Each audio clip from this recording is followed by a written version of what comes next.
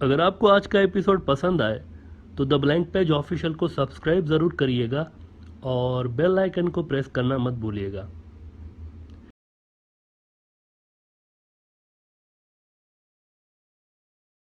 متروں، پاکستان کے اندر کچھ بڑے سوشل میڈیا پلیٹ فارمز ہیں جو کہ پاکستان کے فارن ریلیشنز اور ڈیفنس سے جڑے ہوئے معاملات پر انالائسز اور اپنی ذاتی رائے دیتے رہتے ہیں۔ انہی میں سے ایک سوشل میڈیا کا پلیٹ فارم ہے پاکستان کا۔ انہوں نے ریسنٹلی ایک اپنا تجزیہ دیا ہے جس سے یہ امپریشن مل رہا ہے گویا کہ ترکی اور پاکستان کے ریلیشنز خراب ہو چکے ہیں اور انڈیا کے ساتھ ترکی کے ریلیشنز بہتر ہونے جا رہے ہیں۔ اور اس تجزیے، اس انالائسس کی بنیاد یہ نیوز ہے کہ ترکی کی ایک کمپنی انڈیا کو 100 ڈرونز دینے جا رہی ہے، اور پھر اسی انالسٹ صاحب نے نہ جانے کیا کیا لیکچر دے دیے کہ بھائی یہ دیکھیں ترکی مل گیا ان کے ساتھ، امت کچھ نہیں ہوتا، ہر ملک کے اپنے مفادات انٹرسٹ ہوتے ہیں، امت کا چورن بیچنا بند کریں، عجب سے ڈائیلاگ مارے گئے۔ اور وہ کہہ گئے اس سے ترکی کے پاکستان کے ریلیشنز خراب ہوں گے، آپ ارتگرل دیکھتے رہ گئے، یہاں سے یہ ہو گیا وہ ہو گیا، پتہ نہیں کوئی جیسے آسمان گر پڑا ہو۔ بڑا ایک یوٹیوب کا بڑا پلیٹ فارم ہے پاکستان کا، ایک عجب سی بات انہوں نے کی ہے۔ مناسب آدمی ہے ویسے تو، لیکن بعض اوقات کچھ ان کے تجزیے عجب سے ہوتے ہیں، اور انہی میں سے ایک یہ بھی تھا کہ ترکی اور انڈیا کے ریلیشنز۔ اب میں یہ سوچ رہا تھا کہ یہ جو کہا جا رہا ہے کہ امت کا چورن ہے، امت کا کانسیپٹ آپ کو پتہ ہوگا کہ کیا امت کا کانسیپٹ، سارے مسلمان ایک قوم کی طرح یہ امت ہے، کانسیپٹ ہے اسلام میں۔ میں یہ سوچ رہا تھا کہ یہ جو امت کا کانسیپٹ ہے، اگر پاکستان اس کو چھوڑ دیتا ہے تو یہ تو پاکستان کی فاؤنڈیشنز کو ہی ہلا کے رکھ دے گا۔ کیسے؟ پاکستان دنیا کا وہ ملک ہے جو کہ اسی امت والے کانسیپٹ کے نام پہ بنا ہے، مذہب کے نام پہ بنا تھا، اور اس کا ابھی تک ٹکے رہنا ہی اسی کانسیپٹ کی وجہ سے ممکن ہے۔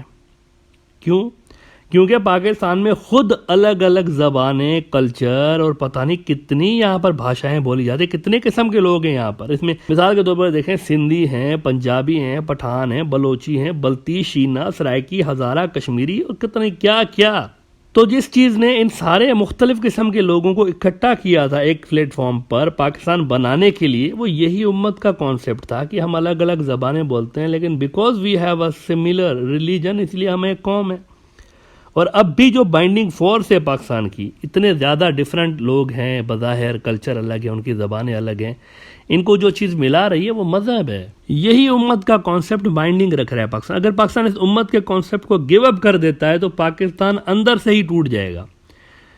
دیکھیں، پاکستان ایران یا ترکی یا کسی عرب ملک کی طرح نہیں ہے جہاں پر ایک ہی نسل کی قوم رہتی ہے، ایک ہی زبان بولتے ہیں، اس طرح نہیں ہے۔ پاکستان کے اندر جو ہے نا بہت سارے لوگ ہیں، اور یہ یاد کر لیں، یہ پاکستان کی ڈیموگرافی کچھ اس طرح کی ہے۔ کچھ لوگ سمجھتے ہیں کہ آدھا پاکستان پنجاب ہے، اس طرح نہیں ہے، یہ بھی ایک مسکنسیپشن ہے لوگوں کے دماغ میں۔ دیکھیں، پنجاب جو ہے نا، پنجاب میں دو لوگ رہتے ہیں زیادہ، جو اکثریت میں، ایک پنجابی ہیں، ایک سرائکی ہیں۔ یہ دونوں لوگ جب ملتے ہیں تو پھر پاکستان کی آدھی پاپولیشن پنجاب بنتا ہے، یہ دو لوگ ہیں اصل میں۔ اسی طرح پھر وہاں پر سندھی، ایز وی سیڈ، بڑی تعداد میں ہیں، کروڑوں کی تعداد میں، بلوچی ہیں، پھر پٹھان ہیں، کشمیری، بہت لوگ ہیں۔ اگر پاکستان اس کانسیپٹ کو چھوڑ دیتا ہے، امت کو، کانسیپٹ کو، تو ایز اے ملک رہے گا نہیں لانگ رن میں پاکستان۔ اس طرح یہ جو لنگوسٹک بنیادوں پر پاکستان ٹوٹ جائے گا، بہت سارے اس کے اندر۔ تو پاکستان دنیا کے دوسرے ملکوں کی طرح نہیں ہے، اس کی مجبوری ہے امت کے کانسیپٹ کو برقرار، اس کو پکڑ کے رکھنا، اس کی بقا کے لیے ضروری ہے۔ تو پہلی بات تو یہ ہوگی، امت کا کوئی چورن نہیں ہوتا، یہ ایک فلسفی، یہ کانسیپٹ ہے، یہ چورن نہیں ہے۔ بہت سارے اینالسٹ کہتے رہتے ہیں چورن، امت کا چورن۔ اسٹاپ کالنگ دس چورن۔ یہ اپنے آپ میں ایک نظریہ ہے، ایک آئیڈیالوجی ہے، اور اسلامی روایات میں اگر آپ دیکھیں تو رسول اللہ صلی اللہ علیہ وآلہ وسلم کی احادیث میں یہ لفظ آپ کو ملتا ہے۔ تو یہ چورن نہیں ہے، یہ ایک نظریہ ہے، یہ آئیڈیالوجی ہے۔ تو پہلی بات یہ ہے، کوئی اس کو مانتا ہے نہیں مانتا، وہ ذاتی رائے ہے اس کی، لیکن اس کو چورن نہیں کہنا چاہیے۔ دوسری بات یہ ہے کہ ترکی اور پاکستان کے درمیان ڈیپ اسٹیٹس کے رابطے مضبوط ہیں، اسٹیٹ ٹو اسٹیٹ۔ ایک ڈیپ اسٹیٹ بھی ہوتی ہے نا، ایک تو اوپر سے سیاستدان ہوتے ہیں، لیکن اندر ڈیپ اسٹیٹ بھی تو ہوتی ہے نا، اس کے رابطے بڑے مضبوط ہیں۔ حالیہ آذربائیجان ارمینیا لڑائی میں پوری دنیا نے کیا دیکھا؟ یہی دیکھا نا، پاکستان کہاں پہ تھا؟ وہاں پہ ترکی کی سائڈ پہ۔ کشمیر کے ایشو پہ ترکی ہمیشہ کہاں رہتا ہے؟ پاکستان کی سائڈ پہ۔ آپ کو ہمیشہ انڈیا کے خلاف نظر آتا ہے۔ ابھی گزشتہ مہینے ہی، چند ہفتے پہلے، آپ کو ایک بات بتا دیں کیا ہوا انڈیا اور ترکی کے بیچ۔ گلاسگو میں ایک کلائمیٹ سمٹ ہو رہی تھی، اس میں جناب ترکی نے انڈیا کو آڑے ہاتھوں لیا ہے، اور انہوں نے کہا کہ باقیوں سے الگ کیوں کلائمیٹ کے ایشو میں انڈیا کو کیوں ٹریٹ کیا جا رہا ہے الگ، وہ تو سب جو ہے ہم ایکول ہیں، سب کے لیے یہ لاز ایکول ہونے چاہیے کلائمیٹ چینج کے، انڈیا کو اسپیشل اسٹیٹس کیوں دیا جا رہا ہے۔ شدید الفاظ میں ترکی نے مذمت کی، اس میں پروٹیسٹ کیا انڈیا کے سامنے، ایک بار پھر انڈیا کو یاد دلایا کہ ترکی انڈیا کی سائڈ پہ نہیں ہے۔ لیکن عالمی سیاست کا اصول ہے کہ آپ ٹریڈ اور انویسٹمنٹ کے معاملات کو باقی چیزوں سے الگ رکھتے ہیں۔ انڈیا جو ہے نا چین کے ساتھ حالات جنگ میں نا، لیکن پھر بھی ٹریڈ تو چل رہا ہے۔ امریکہ اور چائنا کے درمیان کولڈ وار چل رہی ہے نا، لیکن پھر بھی ٹریڈ تو چل رہا ہے۔ ویسے ہی اگر انڈینز ترکی کے اندر انویسٹ کرنا چاہیں یا ترکی کے لوگ انڈیا کے اندر انویسٹ کرنا چاہیں تو اس میں کس کو اعتراض نہیں ہونا چاہیے، اس میں اعتراض نہیں ہونا چاہیے۔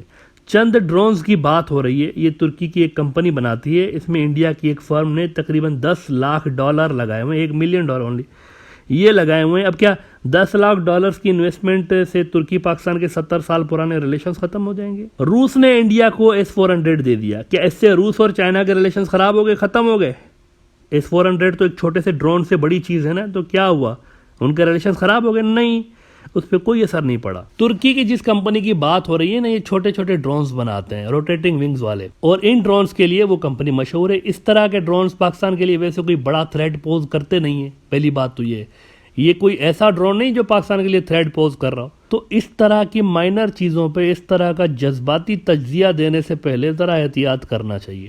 ملکوں کے جو معاملات ہوتے ہیں وہ اس طرح آلو چھولے بیچنے کے جیسے نہیں ہوتے، وہ ترکی نے دے دیا پاکستان کے ساتھ ریلیشن خراب ہو گئے، اس طرح نہیں ہوتے بھائی۔ یہ جو چھوٹے چھوٹے ڈرونز انڈیا ترکی سے لے رہا ہے نا، یہ ویسے ہی انڈیا کے لیے خطرناک ثابت ہو سکتے ہیں جیسے رشین ہتھیار چائنا کے لیے خطرناک ثابت ہو رہے ہیں۔ آپ اس کو ذرا ڈیپ میں بھی اسٹڈی کریں، ہو بھی سکتا ہے کہ یہ پاکستان کی مرضی سے انڈیا کو مل رہے ہوں، یہ بھی ایک چیز ہو سکتی ہے۔ آپ کو یہ یاد کرنا چاہیے کہ ابھی ہفتہ 10 دن پہلے ہی پاکستان کے آرمی چیف نے ماڈرن وارفیئر پر بات کی ہوئی ہے کہ یہ جو ماڈرن زمانے کی جنگیں ہیں اس میں ٹیکنالوجی کا بڑا امپورٹنٹ رول ہوگا اور پاکستان اس سمت میں جا رہا ہے۔ تو یہ چیز آپ ذہن میں رکھیں ساری۔ ماڈرن وارفیئر میں یہ سب چیزیں ہوتی ہیں، یعنی میٹر کرتی ہیں۔ کئی روسی ہتھیاروں میں چینی ایکوپمنٹس بھی ڈلتے ہیں، ان کو اگر انڈیا لیتا ہے تو ان کو مینیپولیٹ کرنا تو چائنا کے لیے ویسے ہی آسان ہے نا، اسی طرح سے پھر ترکی کے ہتھیاروں کو مینیپولیٹ کرنا پاکستان کے لیے آسان ہو سکتا ہے۔ ابھی تک تو یہ بھی کلیئر نہیں کہ یہ واقعی انڈیا کے لیے کام کے ہوں گے ڈرونز جو 100 لے رہا ہے یا نہیں ہوں گے، یہ بھی کلیئر نہیں ہے۔ کیا یہ واقعی کام کے ہوں گے یا ٹروجن ہارس ثابت ہوں گے انڈیا کے لیے، یہ بھی ایک سوچنے والی بات ہے۔ ایسا نہ ہو کہ جنگ کے وقت یہ انڈیا کے خلاف بھی استعمال ہو۔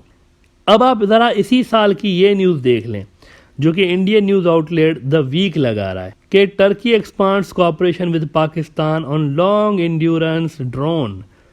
یہ تو 100 چھوٹے چھوٹے ڈرون لے رہا ہے نا انڈیا، لیکن ترکی اور پاکستان جوائنٹلی خود ڈرونز بنا رہے ہیں، جیسے کہ آپ ترکی کے ہی one of the top news outlet daily Sabah میں پڑھ سکتے ہیں کہ Turkish aerospace Pakistan institution to jointly produce UAV parts.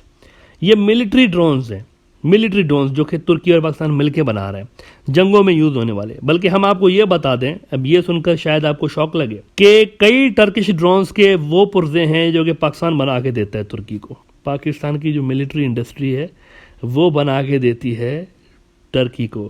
Defence world نے رپورٹ کیا ہے کہ Pakistan will start producing components for Turkey's Anka combat drone. تو اب ذرا یہ سارے فیکٹس دے کر کوئی مجھے یہ بتا دے کہ جس ٹرکی کی ڈرون انڈسٹری میں پاکستان کی اتنی ڈیپ پریزنس ہے، اتنی زیادہ ڈیپ پریزنس ہے، وہاں سے انڈیا کا یوں ڈرون لینا یہ کوئی انڈیا کی طرف سے سمجھداری والا کام ہوا ہے یا بے وقوفی ہوئی ہے؟ یہ بالکل انڈیا نے وہی غلطی دہرائی ہے جو کہ چائنا کے خلاف اس نے روس کے ہتھیار جو لیے ہیں نا، یہ سیم غلطیاں ہیں دونوں۔ البتہ ترکی کے معاملے میں یہ غلطی ہلکے پیمانے پہ ہوئی ہے، چھوٹے پیمانے پہ کی گئی ہے۔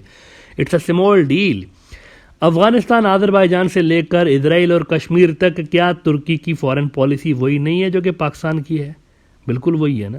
وہ تو پالیسی نہیں ہے نا جو انڈیا کی ہے۔ کیا افغانستان میں انڈیا کے ساتھ ابھی بھی دیکھیں ترکی کا قونصلیٹ کھلا ہوا ہے وہاں پہ، ٹرکی کا قونصلیٹ کھلا ہوا ہے وہاں پہ دیکھیں آپ، ایز وی سیڈ اسرائیل میں دیکھیں آپ، کشمیر میں دیکھیں، آذربائیجان میں، یہ دونوں ملک ایک ہی پیج پہ ہیں۔ ایسے میں اس طرح کا نیریٹو پھیلانا سوٹ نہیں کرتا ان حضرات کو۔ چھوٹی چھوٹی بات پہ جو ہے نا ملکوں کے روزانہ ریلیشنز تبدیل کر دیتے ہیں، بس ایک دن میں ریلیشنز تبدیل نہیں ہوتے. اس طرح کی ڈیل سے پاکستان کے اور ترکی کے ریلیشنز خراب نہیں ہو سکتے. یہ ایسے ہی اوپر سی سرسری قسم کی چیز ہے، اس کو زیادہ سیریسلی نہیں لینا چاہیے. دیکھیں مڈل ایسٹ میں انڈیا کی پریزنس نہیں ہے، مڈل ایسٹ میں ترکی ہے، انڈیا نہیں ہے کہیں بھی مڈل ایسٹ میں. انڈیا کی پریزنس صرف اس کے اس اپنے علاقے کے اندر ہے، اور یہاں پر بھی اگر آپ دیکھیں تو سینٹرل ایشیا میں انڈیا نہیں ہے، پاکستان ہے. اسی طرح سے اگر آپ دیکھیں آسیان میں انڈیا نہیں ہے، پاکستان کا فرینڈ چائنا ہے. تو اسٹریٹجیکلی آپ ذرا مجھے یہ بتا دیں کہ انڈیا کے پاس آخر ایسی کون سی چیز ہے جو کہ وہ دے سکتا ہے ترکی کو، اس کا اثر بڑھانے کے لیے ان سارے خطوں میں کیا دے سکتا ہے انڈیا ترکی کو. لانگ ٹرم جو ریلیشنز ہوتے ہیں وہ اسٹریٹجک انٹرسٹ پر بیسڈ کرتے ہیں، اس طرح کی شاپنگ پہ بیسڈ نہیں کرتے کہ گئے اور جناب ایک ہی دن میں ایک آرڈر دے دیا اور ریلیشن اچھے ہو گئے، ایسا نہیں ہوتا. وہ اسٹریٹجک انٹرسٹ پر بیسڈ کرتے ہیں، اور پاکستان کے اور ترکی کے اسٹریٹجک انٹرسٹ ایک ہی ہیں بالکل.